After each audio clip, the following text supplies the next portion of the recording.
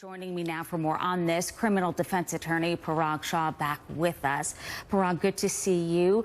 The question here is, could this evidence be destroyed? Because it is a tooth, and we were talking during the break. You said this is reliable in terms of DNA because of the tooth enamel? Right, so the tooth enamel actually protects the DNA because other types of DNA can be eroded very quickly, but the tooth is probably one of the most reliable ways to test DNA.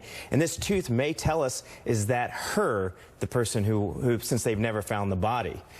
And this is a way to kind of analyze the evidence, but the defense is saying, wait a minute, we're not letting you do this alone without someone from the defense's side to be there to watch the testing. Right, so the defense always has a right to test evidence independently, but in some cases, there's only such a small amount of evidence that the state says, look, we only have enough for one test. So by Colorado law, we're going to give you notice of that, and you get to have an expert observe it, make sure the whole process is reliable. As we heard Scott say, they're not even sure it is Kelsey Barrett's tooth. So this is key evidence here, as you know, because there is no body. It's never been found. So if it is destroyed, then what?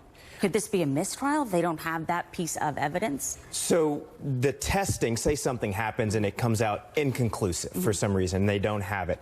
Well, or there's something wrong with the testing, they do it in a way that's unreliable, then all that means is that evidence will be excluded. It won't mean that he'll be exonerated or freed or anything like that. Is this a risk, or they really have no other choice because of the lack of physical evidence, because of lack of a body? Right, so my understanding of all the evidence is that there's a mistress and some cell phone tower records. They really don't have a lot of evidence here. They're really reaching for straws, hoping that this piece of evidence will help break the case for them. I'm sure you've seen it. We've seen it too, meaning someone could be found guilty with no body. It's not a must-have, but of course the evidence would be there. Right. No, right now they have a sufficient evidence, they believe, to prove beyond a reasonable doubt that he committed the crime. But that tooth, all it would do really is, if it came back with her DNA, would say that she was on his property at some point in time. Yeah, a piece of the puzzle added to this. We'll see what happens. It's going to be a long one. Yes. Criminal defense attorney Parag Shah, good to see you. Good to see you. Thank you.